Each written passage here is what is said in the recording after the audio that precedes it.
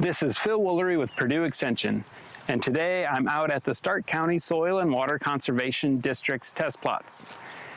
Today is July 18th, and today what we're going to do is check on both of the no-till and the till beans, and we're going to look for insect and disease issues, anything nutrients, problems going on, and just kind of compare them. So I'll also be taking some foliar leaf samples to check for if there's any nutrient deficiencies. So we can check out what's going on in the field.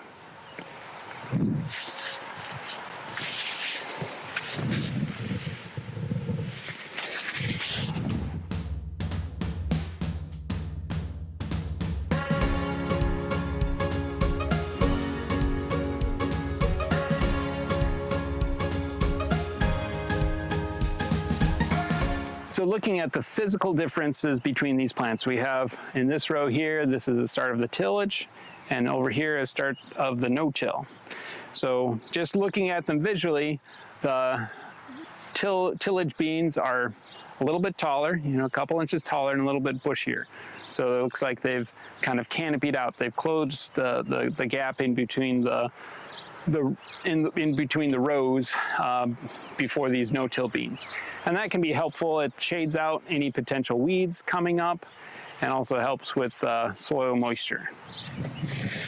So if we look at development, we can look at, we've got flowering going on and we have even some setting pods. So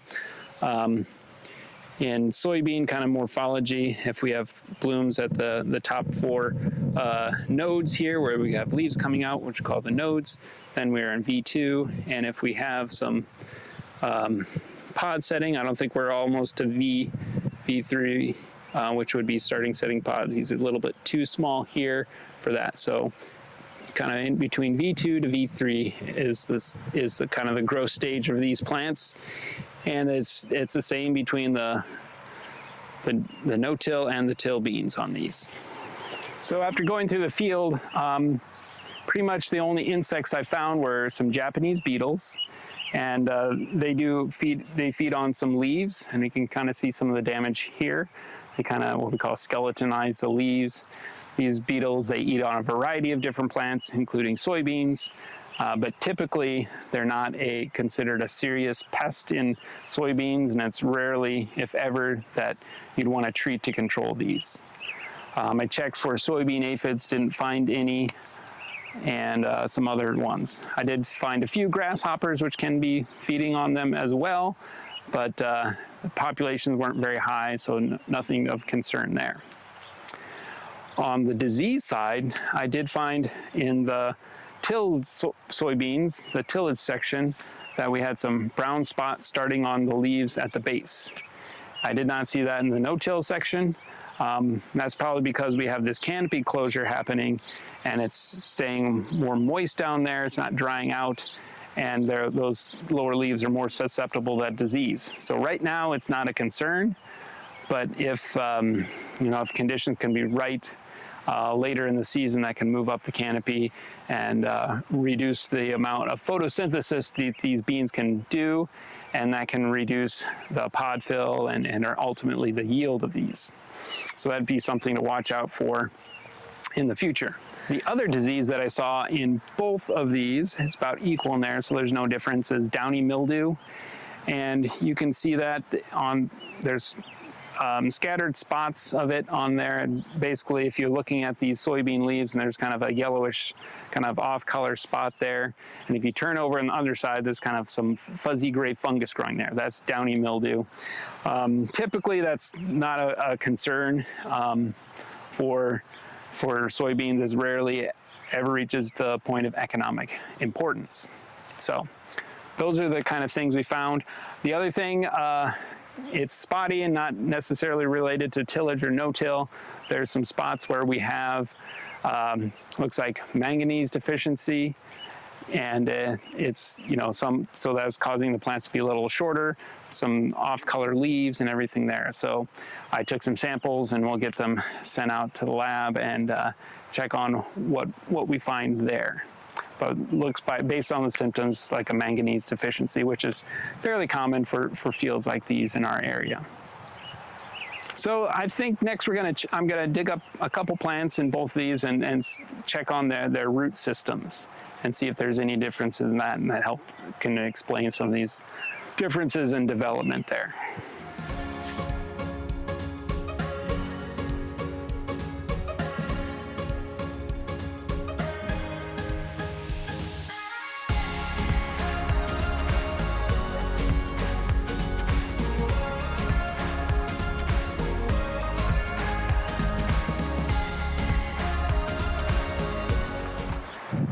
So here I have two kind of representative plants here's from the tillage and here's from the no-till. You can see on the no-till, the roots have grown into some corn residue there and they don't want to come out. So that's kind of a feature you can see there. So side by side, again, we see the no-till one is a bit bigger plant. It's a little taller. This one diameter is a little bit larger. The stem is thicker. Looking at the root systems, from what I dug up, they're fairly similar.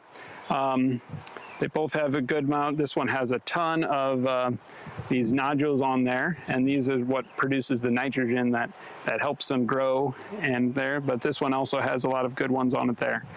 So those are some close-ups on the individual plants and on there. So to summarize what we've seen today, we have some insect and disease pressure that's just pretty similar across both of the plots, whether it's no-till or tillage.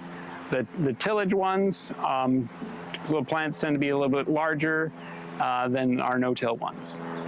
But typically the month that's going to make or break the yield for these beans is going to be in August and September, into September. That's when they'll be filling out those bean pods they're setting right now, and that's when we'll see. So it's be crucial to have the right amount of moisture and nutrients and growing conditions at that time frame.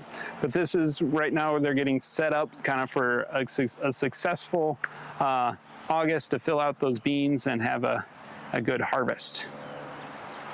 So we will be having a field day with Starke County Soil and Water Conservation District on August 28th at 9 a.m. in the morning.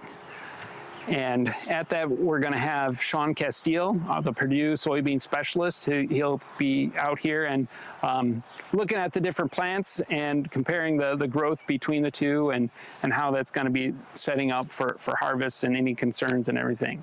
And we'll also have Brian Overstreet, who's a conservation agronomist with the Conservation Cropping Systems Initiative, and he'll be out here and we'll talk about soil health, maybe do some demonstrations on that there. So if you're interested in attending, contact the Extension office and we can get you signed up with all the information you need for that.